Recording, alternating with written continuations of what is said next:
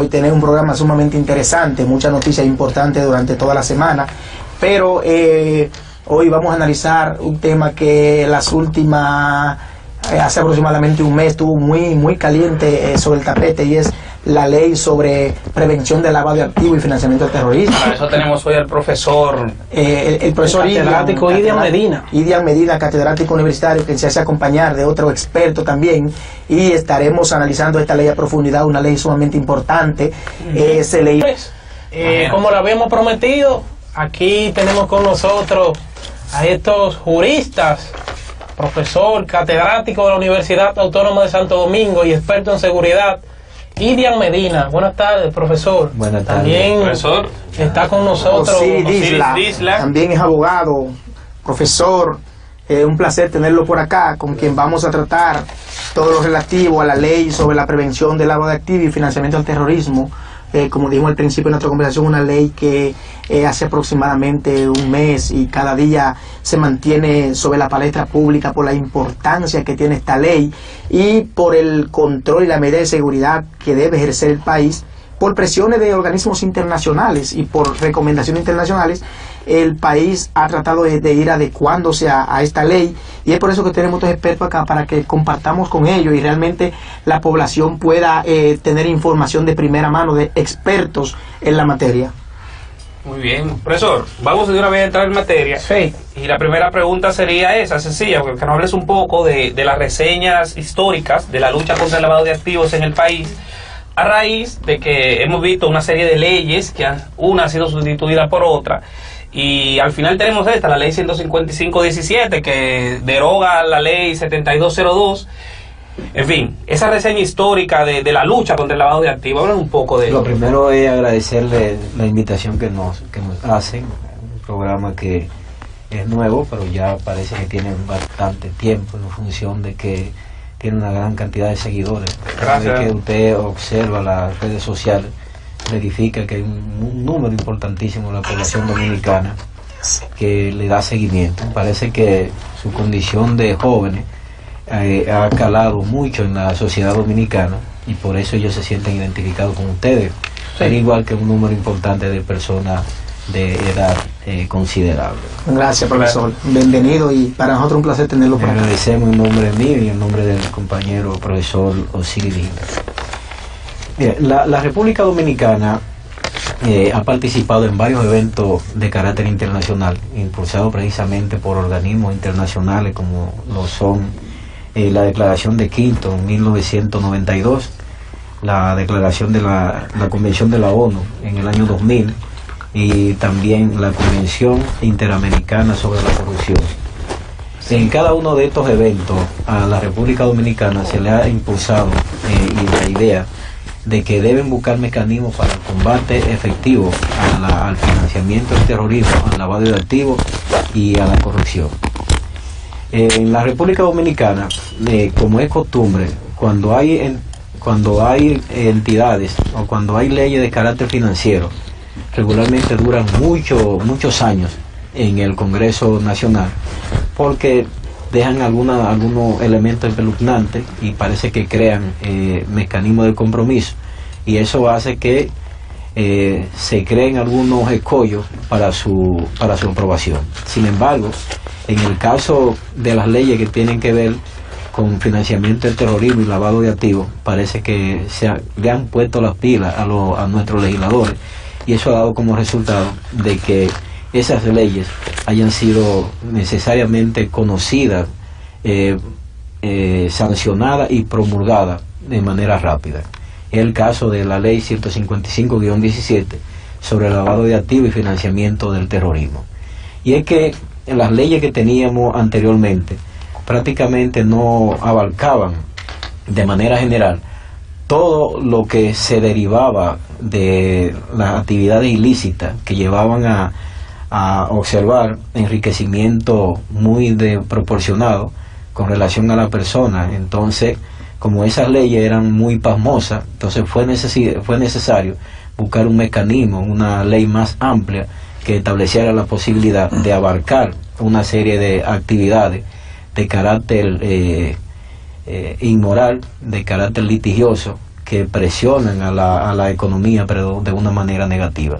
Es así entonces donde nace la ley 155-17 sobre lavado de activos y financiamiento del terrorismo, que engloba una serie de elementos y la observa con muchos ejes transversales, a diferencia de lo que se verificaba con la anterior ley 72, que era muy frágil y era muy restrictiva. Esta es una ley amplia que engloba a una serie de figuras del sector financiero, y fíjese que también no solamente lo hace con las personas morales, sino que también engloba a una cantidad de personas físicas que realizan alguna labor que tienen corte económico.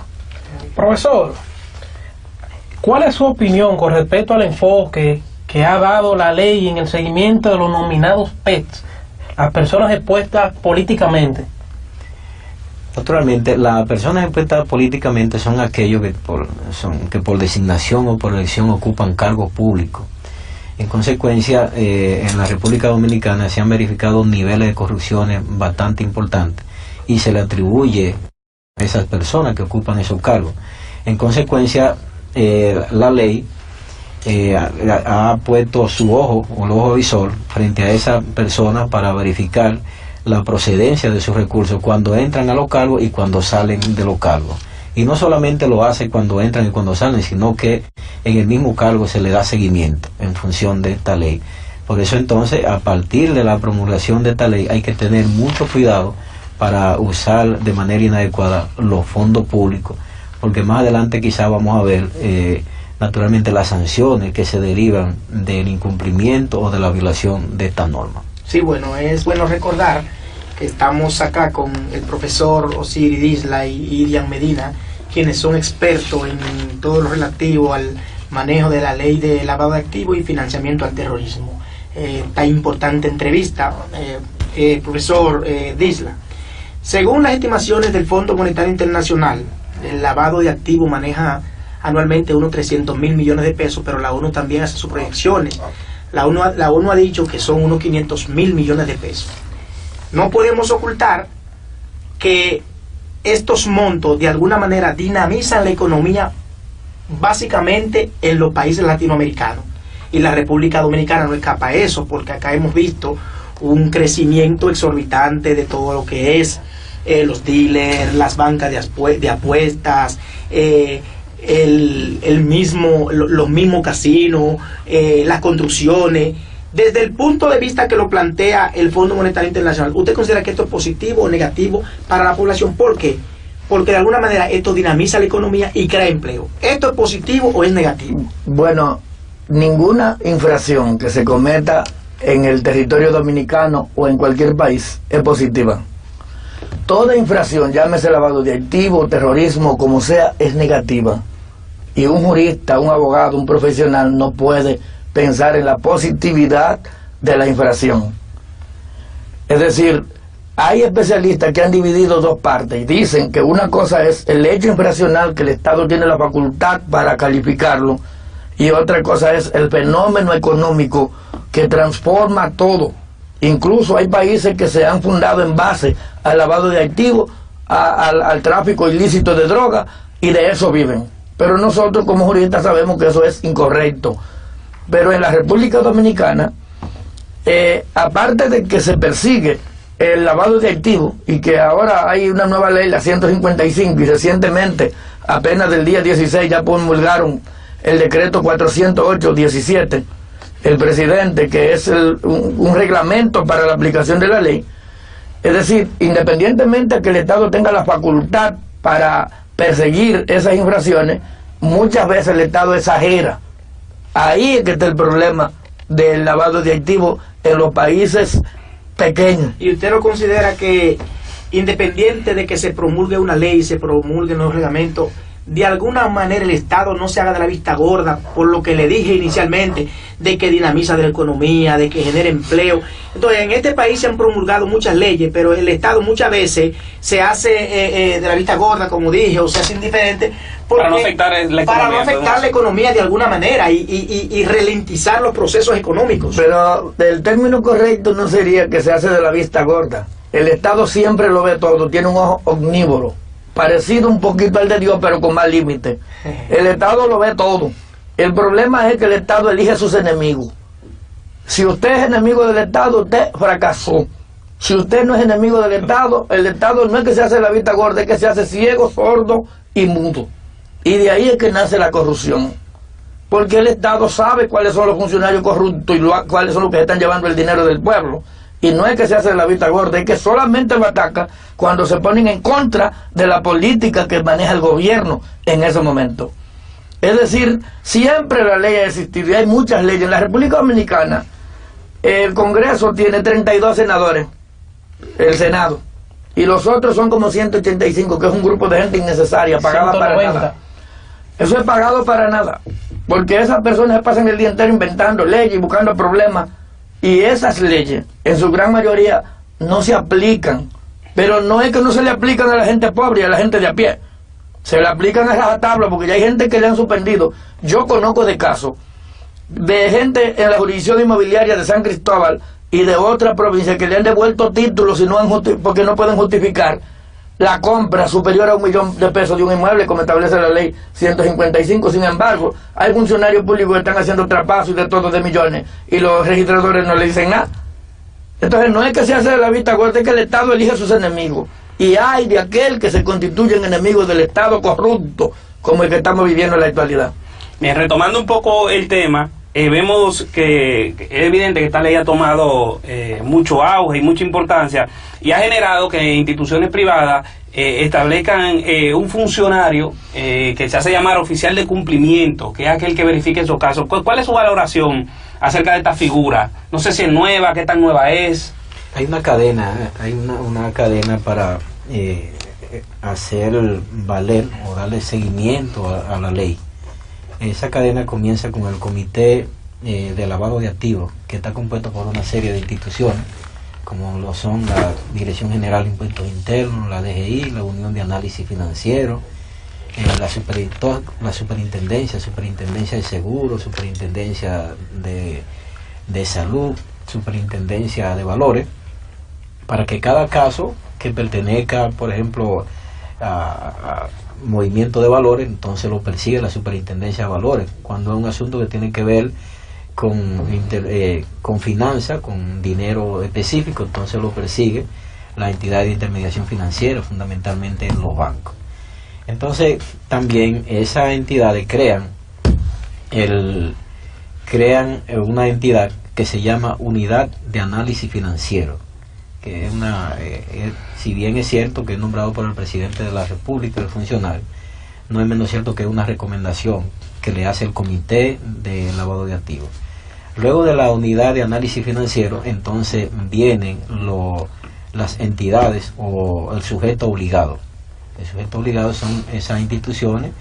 El sujeto obligado son aquellas instituciones o aquellas personas que por la labor que realizan tienen que dar informe de la actividad económica que se practican frente a ellos o con ellos. Entonces por eso lo dividimos en obligado financiero y en obligado no financiero. Entonces los obligados financieros son las instituciones y los obligados no financieros son las personas que realizan alguna actividad económica de carácter profesional. Entonces esos obligados financieros al mismo tiempo nombran el llamado oficial de cumplimiento. Y el oficial de cumplimiento es la persona que le informa al sujeto obligado, en este caso a las instituciones, sobre el comportamiento económico de las operaciones que hacen los clientes de esas instituciones. Entonces, cada vez que usted va a realizar una operación económica con esa institución, o sea, usted en la condición de cliente, esa persona lo vigila y verifica y analiza el nacimiento, o por lo menos pudiera sospechar en función de la operación económica que usted realiza, para informar a la unidad de análisis financiero. Cada vez que una persona realiza una operación que el auxiliar de cumplimiento la observa como sospechosa, entonces la informa a la unidad de análisis financiero. Esta unidad de análisis financiero, a su vez, cuando observa que la información que se verificó, la transacción económica, tiene la connotación de sospechosa, y ellos al analizarla verifican que pudiera haber alguna situación de ilicitud, entonces se la pasan al Ministerio Público, quien culmina la investigación. Entonces es una cadena de que se verifica para darle seguimiento. Paso por paso. Sí, qué bien, gracias. Bueno, a raíz de eso me gustaría saber qué de novedoso tiene la ley que se acaba de promulgar, la 155-17, que es la que deroga la 72-02. Bueno, yo hice el primer análisis de la ley que hay en las redes sociales y en los periódicos, lo hice yo, lo escribí yo, y fue un análisis crítico. En sentido general, para mí los 109 artículos de la ley no tienen nada novedoso, nada. Para mí los 109 artículos son 109 artículos peligrosos, enemigos de la patria y de la sociedad, y una forma de controlar a los ciudadanos para como diga el gobierno. Ahora bien, como se ha dicho, dentro de tantas cosas malas tiene que existir algo bueno, y es lo que establece el artículo 2 y 3 de la ley 155, cuando amplió el espectro de los tipos de infracciones. Fijémonos que una novedad importante es que en la ley 72-02 solamente el ilícito de lavado de activos se producía a consecuencia de las transacciones de droga. Solamente. A partir de la ley 155 se ampliaron más de 25 o 30 infracciones nuevas para el lavado de activos. Es decir, antes solamente porque el lavado de activos no sobrevivía solo como tipo penal antes.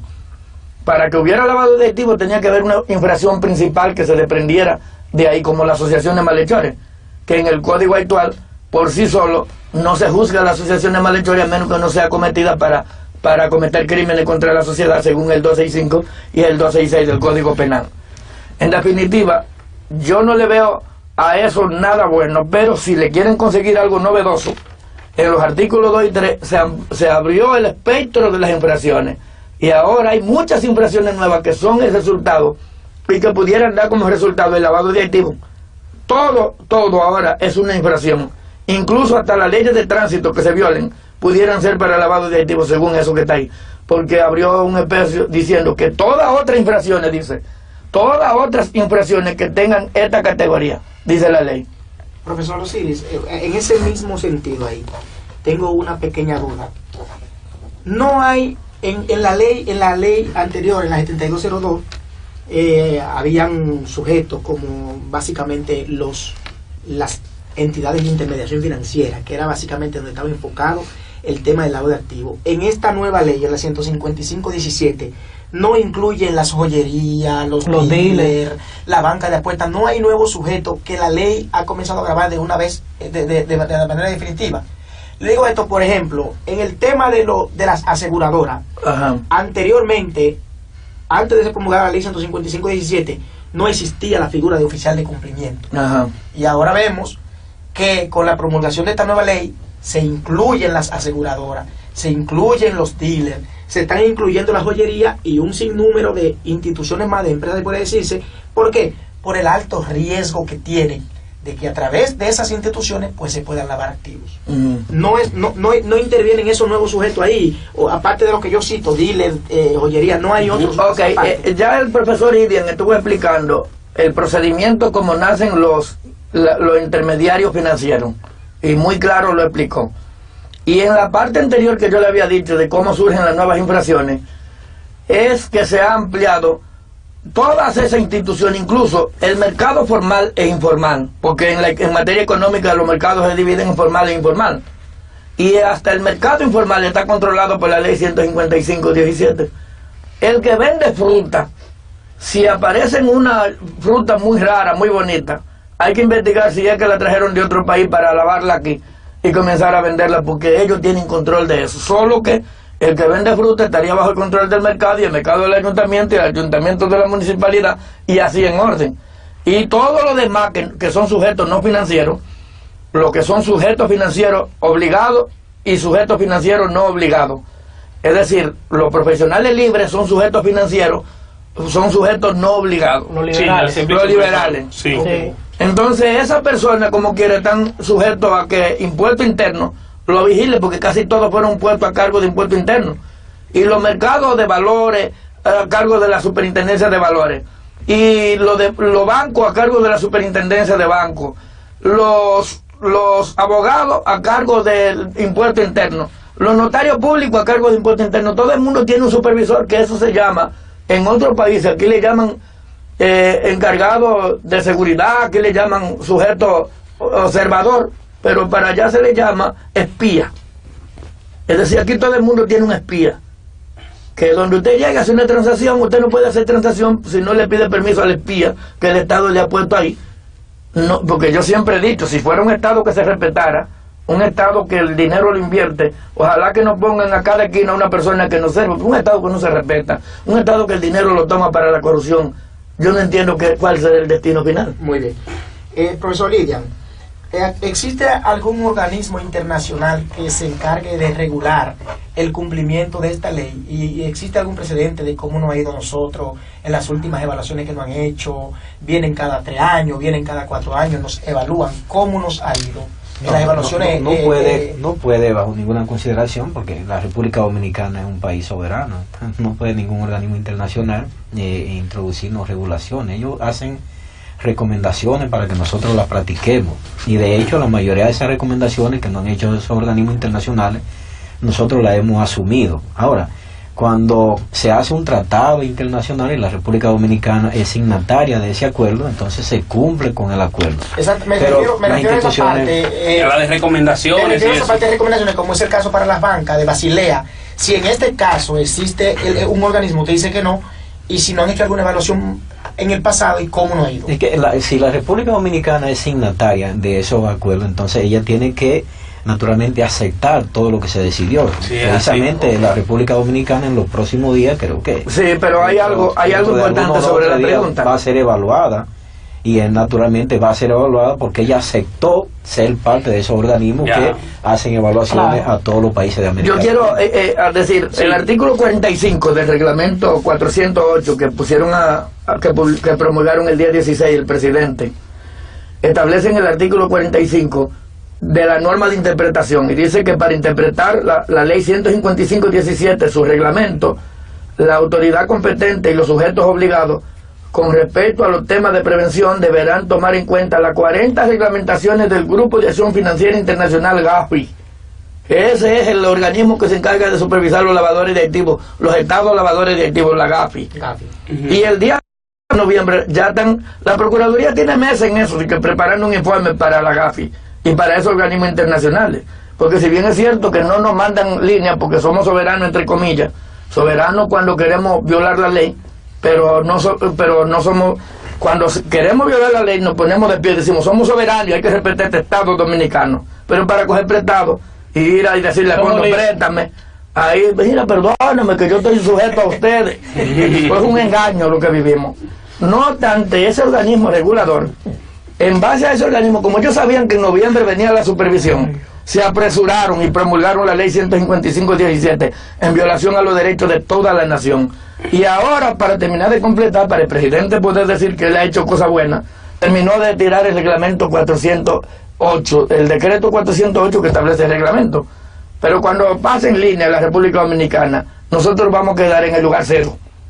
Es decir, no tendremos la más mínima posibilidad de pasar ese examen en la República Dominicana. Pero nosotros nos figuramos como uno de los estados que bien indicaba el profesor, que son famosos por ser paraísos fiscales, como son en su momento Panamá, podemos decir la isla de Malta, las Seychelles, ¿cuál es otra isla más? Gran Caimán. Nosotros nos figuramos en esas estadísticas internacionales como un país destinado al lavado de activos. Pero eso tiene su explicación. ¿Cuál? Y eso, su explicación se refiere al orden normativo nacional. Por ejemplo, tú has mencionado pequeñas islitas como la isla de Malta y cositas. Yo he ido a islitas por ahí por Inglaterra que nada más tienen 75,000 habitantes. Y eso tienen una ley que el que la viola lo matan, lo ahorcan o lo envenenan con un gas letal. Entonces esos son paisitos que aunque nada más tienen 3 gente, esos son cosas que se pueden medir porque se respetan la ley. La República Dominicana no puede aparecer dentro de esas mediciones, ni puede aparecer con un informe real, porque en la República Dominicana todo se tuerce. Entonces, la República Dominicana tiene un crecimiento económico de un 6% y de un 7% cada mes, no cada año, porque aquí la miden mensual. La República Dominicana tiene una macroeconomía que es la mejor. La República Dominicana tiene los mejores controles estadísticos. La República Dominicana tiene todo y en el fondo se está cayendo a pedazos. Es decir, la República Dominicana no es sincera. Y como no es sincera, aparece en los mejores lugares entre las personas que se dejan engañar. Pero cuando viene la gente y dice, no, espérate, esto no es así. Vamos a medir de verdad. Por ejemplo, el otro día apareció... Usted dice que las mediciones que se están haciendo son irreales. Son fraudulentas. Pero eso es claro. ¿Y qué es real en la República Dominicana? Yo quiero que alguien me diga qué hay actualmente de realidad en la República Dominicana. El tema es muy interesante. Vamos a volver, porque estamos desviando un poco. En ese sentido, quiero hacer una pregunta al profesor. Entonces, creo que la respuesta ya me la sé, pero el Estado Dominicano ha implementado, más allá de la ley, alguna política de prevención contra el lavado de activos, público y privado, porque usted ahorita se refirió nada más al público, no al sector privado. El problema, por ejemplo, es que esa es la crítica que yo le tengo a la ley 155-17. Es que la ley 155-17 está hecha para que la persona, porque antes se dividía en clases media, alta y baja, ya no. Ya son clases políticas millonarias y la clase pobre que se está cayendo a pedazos porque llevaron a la quiebra a todos los ciudadanos. Entonces, con relación a esa pregunta del Estado, hay que establecer muy claro, el Estado Dominicano, eso está muy ligado a la corrupción. Y si los funcionarios públicos en su gran mayoría son los personajes que tienen los mejores puestos de trabajo, la bomba de gasolina, tomaron el control de todo lo que los empresarios tenían control anteriormente, ahora lo tienen los funcionarios públicos, son los dueños de gasolineras, son los dueños de lo que produce dinero y a través de lo cual se puede... Por ejemplo, que tú te dedicas a la política, ¿tú no podrías hacer alguna actividad privada? O sea, ¿en qué momento la ley dice que no pueden ser compatibles esas dos cosas? ¿Cuál? La Constitución dice que si tú eres senador o eres diputado o has ostentado algún cargo público, no puedes dedicarte a la actividad privada. ¿La ley prohíbe eso? Bueno, la ley lo que prohíbe, la Constitución dice que son incompatibles para el trabajo. O sea, para trabajar. Si usted es senador o diputado, usted es senador y habla de incompatibilidad de trabajo. O sea, al mismo tiempo no se puede dedicar a eso. Pero no hay incompatibilidad con las actividades económicas. Pero una cosa, el ministro administrativo de la presidencia, José Ramón Peralta, por ejemplo, es un empresario próspero en el país y tiene un cargo político y también es empresario. Ajá. ¿Qué opinión le merece? Bueno, de él, porque tendrían ustedes que leer un artículo que yo tengo en el periódico, porque ahora mismo a los funcionarios públicos no se les puede dar opinión ni positiva ni negativa, porque de una vez le llega una querella por difamación e injuria citándolo para la 9ª sala y la 8ª sala de la Cámara Penal. ¡Cuida! Es porque vivimos en un país de represión donde usted no puede opinar acerca de ningún funcionario, porque si usted dice algo acerca de un funcionario, lo trancan, le hacen un lío, como Marco Martínez en Santiago, le hacen un lío, acaban con usted y lo destruyen. Ese personaje a mí no me merece... Marco Martínez nunca probó. Bueno, a mí no me merece ninguna opinión el personaje que usted dice que es administrativo, que tampoco, yo ni lo leo para terminar de completar, no tengo opinión sobre él, aunque me dicen que es muy rico. Miren, pero yo no sé. El tema está sumamente interesante y se nos quedaron algunas preguntas puntuales. El tema del pero ya no están haciéndose ya. Bueno, pero antes nos gustaría saber... Un comentario en las redes, dijo Alex, que podemos ver, sí. No, pero lo que se está configurando, nos gustaría saber, maestro, cuáles son las actividades que está haciendo, si está impartiendo alguna maestría. Sé que la Derecho Tributario y Procesal Tributario está a su responsabilidad, pero ¿qué maestría viene para el país? Sí, cuéntenos. Nosotros, como en la condición de educador, siempre vivimos buscando la forma de desarrollar el acervo cultural de la población dominicana, y por eso siempre vivimos haciendo propuesta académica, el maestro Osiris y quien les habla. Por ejemplo, en la actualidad nosotros estamos proyectando una maestría en Derecho Económico y Financiero, donde precisamente se va a tocar la ley de lavado de activos y financiero. Se va a tocar la ley de lavado de activos en toda su faceta. Y también estamos preparando un diplomado sobre la ley de lavado de activos y financiamiento del terrorismo. Esto es para que la población educativa se desarrolle, siga avanzando y conozca de estas nuevas normas y de estos nuevos tópicos económicos en el ámbito procesal, en el ámbito legislativo. Muy bien, profesor, excelente. Bueno. Damos las gracias al profesor Osiris Disla y al profesor Idian Medina, quienes han compartido con nosotros esta interesante tarde el tema de la ley de lavado de activos y financiamiento al terrorismo. Ya no hay tiempo para más.